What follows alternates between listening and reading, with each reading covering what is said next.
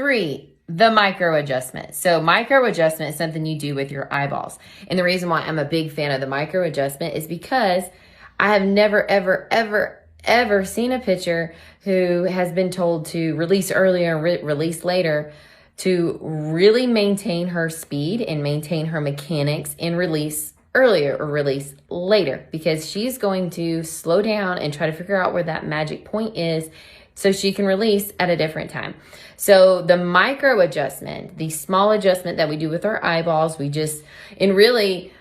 you look at a catcher's mitt, like you can look, so I'm sorry here. So I wish I had a catcher's mitt with me.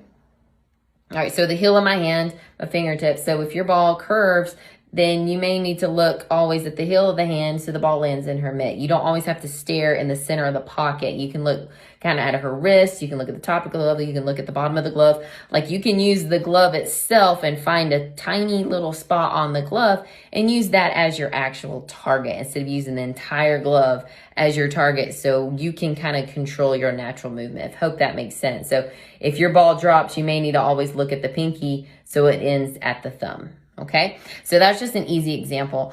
So spend some time finding out your natural movement, which you should have done, and then find out how much movement, how much micro adjustments need to be made. Where do you need to start your eyeballs to get the ball to move here? If you need it to be just above the kneecaps, then what do you look at that gets the ball just to start 2 inches higher so it drops at the kneecaps? Because sometimes umpires call the strikes just above the kneecaps. Sometimes the umpires like strikes even with the kneecaps. And sometimes the umpires like strikes just below the kneecaps. So we need to be able to make micro adjustments with our eyeballs so we can hit those 3 spots.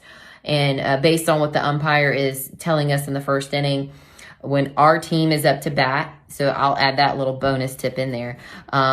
Being the visitor team, you have probably 15 or so pitches that if you're paying attention, you can learn where that strike zone is. So that's a great time to get with your catcher and you to watch and see what the umpire is calling before you get out on the field. So that's a great opportunity.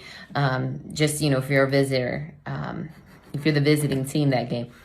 But it's something you should always do every inning. Get as much feedback, get as much information as you can so you can make better decisions, okay?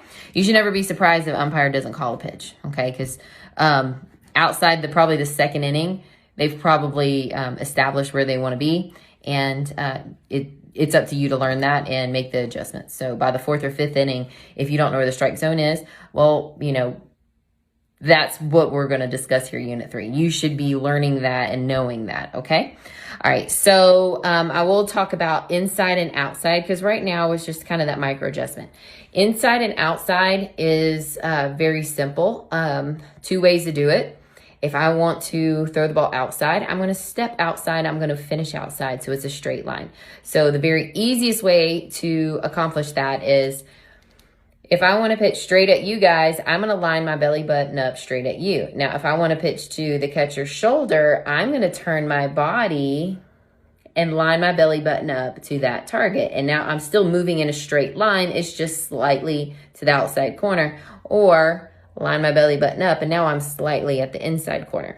So you can do that small adjustment with your toes and with your belly button before the inside pitch is, or after you know you need to throw an inside pitch. You can make that small adjustment on the mound, and as long as you don't draw great attention to it, that slight tilt inside and outside, nobody's going to pick that up, okay? So if you want to do that, I don't want to say it's cheating because it's actually way easier and it's simple and it's not cheating, but you can just start.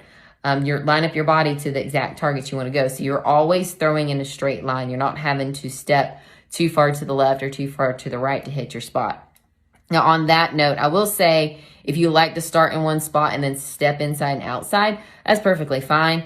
But a 2-inch adjustment on your end on the mound is going to give you about a 6-inch adjustment at the plate. So we really don't need to be moving more than 3 inches to the left or the right ever to hit our spot. So if you're making 4 to 5 inch steps, so what's going to happen is your body's going to tilt and you're going to lean and you're going to fall over, and everything is going to run inside or stay on your arm side, and everything's kind of run that way. It's going to be very hard to hit an outside spot if you're leaning to your throwing side, okay? So that is, yeah, that's my discussion on these topics here. The micro adjustments. What small point can you look at to get the ball to hit the spot where you want it to go? And then the adjustments with your feet to hit inside and outside. All right, great. That's it for Unit 3. Let me know if y'all have any questions, okay? I can always expand more if you have questions.